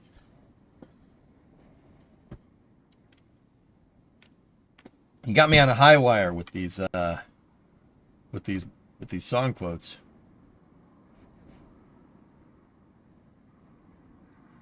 I come from a land down under.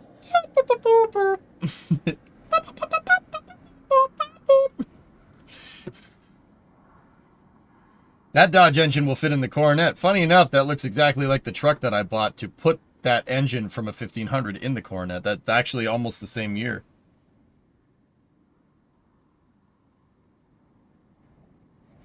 How you come from a land down under?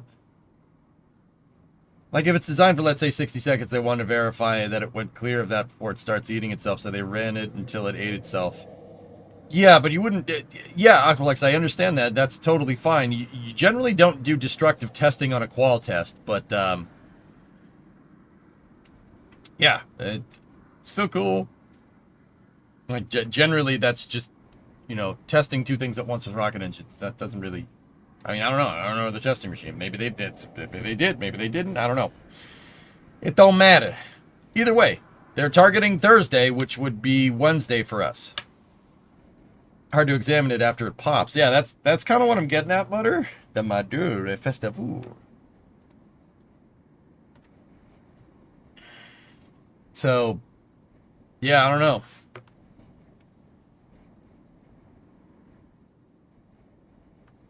You typically don't intentionally do destructive testing during qual. Yeah, exactly. But hey, whatever. I mean, that's from 2022. Clearly, they've done some work since then. Or at least I hope they would. But anyway, here's the Jack static fire video.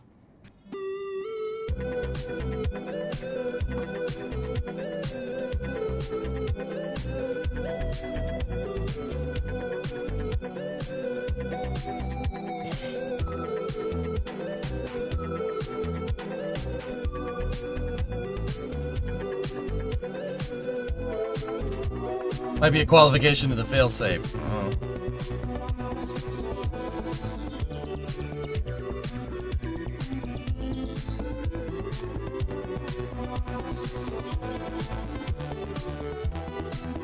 Alright, cool. One snare on the left and one snare on the right. Yeah, I don't know.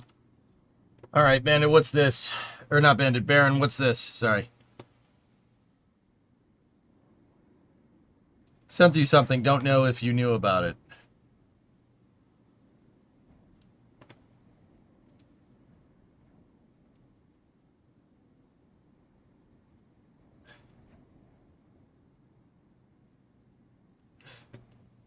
Hang on one second.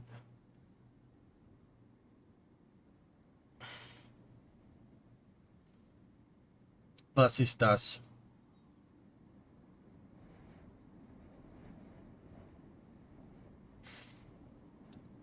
Taking a long time to load. Oh. Whoa.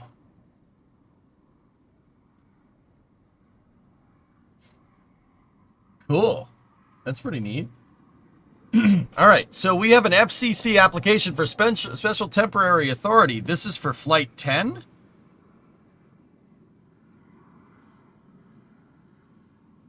Boca Chica, Texas.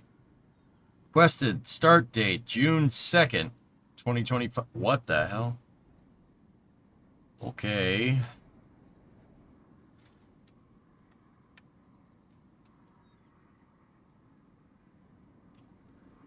Okay. So Flight 10 is in June.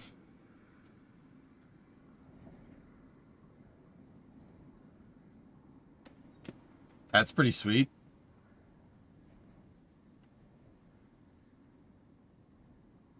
I mean, that's the it's the FCC application for temporary authority. So that it could be, let's say it's net June 2nd. It's probably not going to end up being June 2nd. Well, I don't know. If this test goes well, it could be. It's possible. But I would say third or fourth week of June, more likely. I wonder if they're going to use Pad B for Flight 10. I don't think so. No.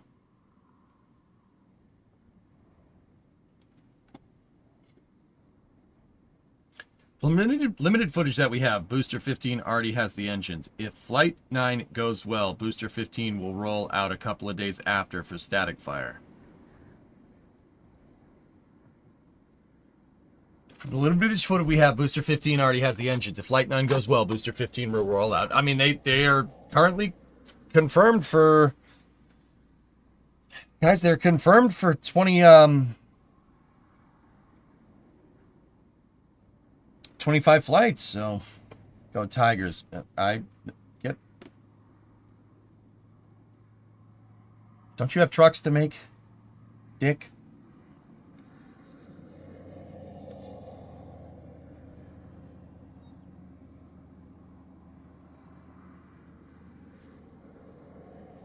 Dude, we're teeing up.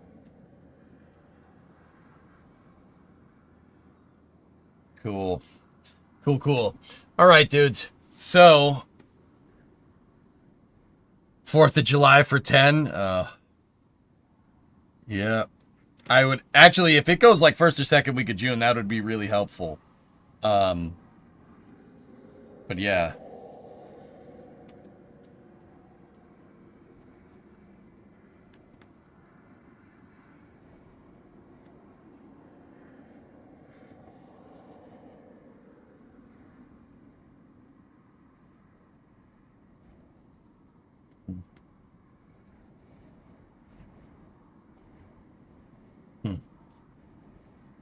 Showed him my feed today. Listen to his voice, man.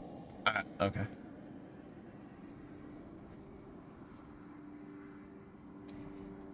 Oh, yeah. I heard about that. Yeah, the flight controller was very... What's the plan for the evening? I don't know, dude. I might do a shorter stream today just because I need to... Hang on. Let me check something.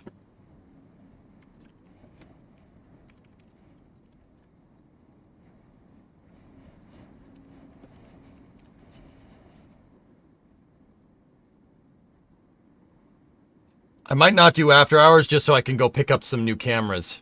The electronics stores I still got time. I could make it to the electronics store in time to go get some new cameras for the stream. We broke the camera. I broke the camera. I tipped it over. So yeah, I think I'm gonna skip out on after hours tonight. Depending on if I do or don't get the cameras tomorrow, we might play Workers tomorrow. Or just work on the car. See how he tried to blame chat? It was kind of your fault. You were kind of standing there. Radio Shack. Yes, let me know if you see a Radio Shack. Okay. Anyway, dudes, that's going to do it for me for now. I want to do after hours. We still have to we have to finish Yakograd, right? And we have to keep going with our RDR playthrough. You just got home.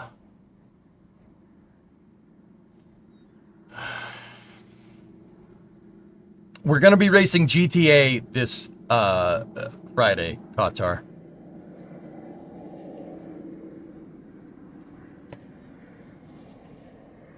One hour until the Starlink launch. Crap.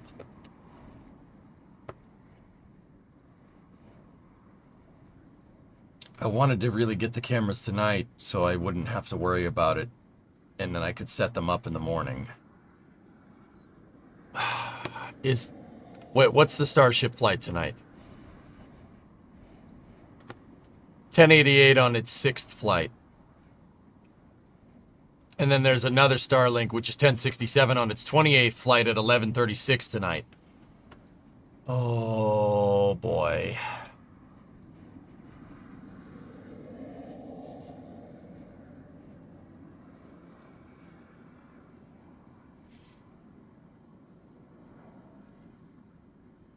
Okay, here's what we're gonna do. I'm gonna run to the store. I'll be back. I'll be back. Well, actually, I'll shop around. I'll be back. We'll be back for that Starlink mission. Then we'll do, what do you guys want? Red Dead until 68-83. I'm not missing the 27th flight or 28th flight. I'm not missing that. So I'll come back. Yeah, I'm gonna take a quick break. And yeah, we'll go. I'm running out of time. I gotta get going. So Amazon Prime, meh. All right, well I'll go and buy them then. Anyway. Port, we talked about NASA cuts. It's proposed. It's not for sure. We don't know if it's for sure yet. We should probably wait until Isaacman gets confirmed. So yeah, there you go. All right. So, all right. I'll be back in an hour for that Starlink launch. I'll see you then. Thank you very much for watching. Have a good night. I'll see you in a little bit.